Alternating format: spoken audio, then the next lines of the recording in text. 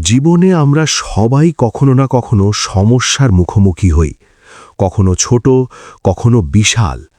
কিন্তু একটা সত্যি কি জানো, সমস্যা থেকে পালিয়ে গেলে সেটা কখনোই শেষ হয় না, বরং একসময় সেটা আরও বড় হয়ে ফিরে আসে।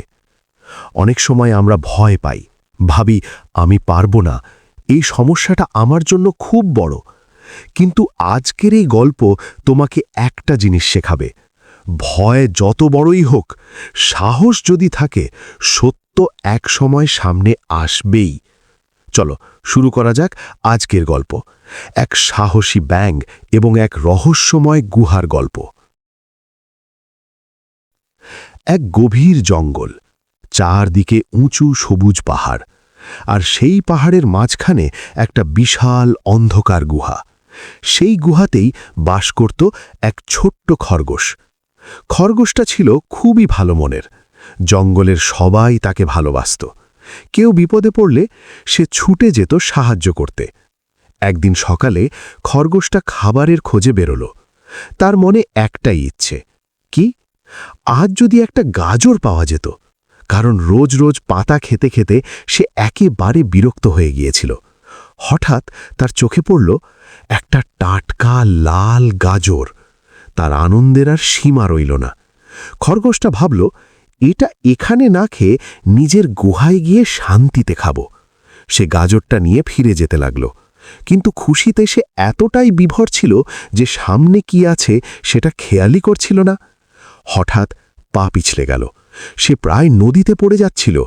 কোনো মতে একটা গাছের শিকড় ধরে নিজেকে বাঁচালো, কিন্তু তার প্রিয় গাজরটা হাত থেকে ছুটে গিয়ে পড়ল নদীতে।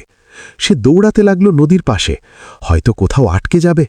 কিন্তু না, গাজরটা ভেসে গেল আর এক জলপ্রপাতের নিচে হারিয়ে গেল চিরতরে।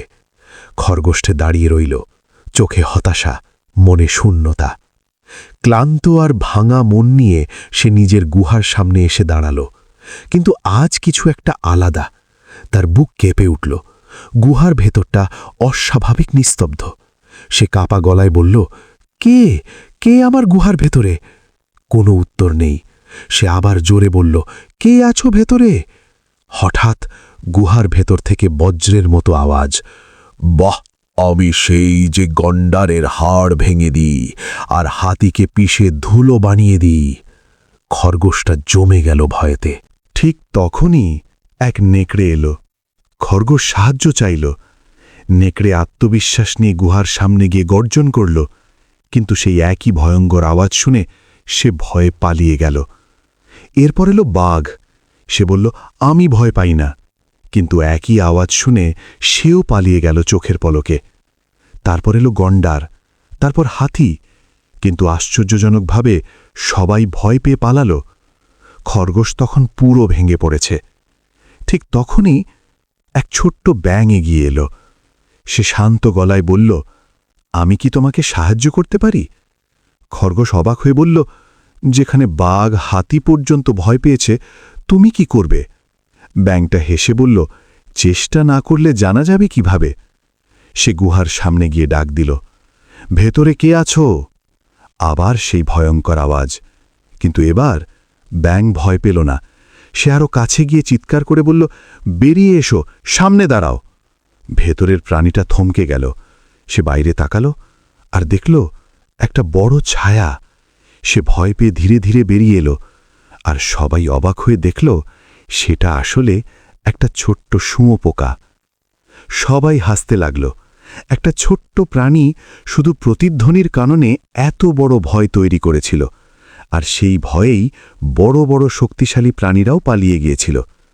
এই গল্প আমাদের শেখায়, এক, ছোট সমস্যাকে অবহেলা করলে তা একসময় বড় হয়ে যায়। 2, সাহস থাকলে সবচেয়ে বড় ভয়কেও জয় করা যায়। আর 3, সবচেয়ে গুরুত্বপূর্ণ, সমস্যা থেকে পালালে কখনো সমাধান হয় না। তাই জীবনে যাই আসুক, পালিও না, সাহস নিয়ে সামনে দাঁড়াও। কারণ অনেক সময় যেটাকে আমরা সবচেয়ে ভয় পাই সেটা আসলে খুব ছোট একটা সমস্যা। যদি গল্পটা ভালো লাগে, ভিডিওতে লাইক দাও, কমেন্টে জানাও তুমি কি শিখলে। আর এমন গল্প পেতে সাবস্ক্রাইব করতে ভুলো না।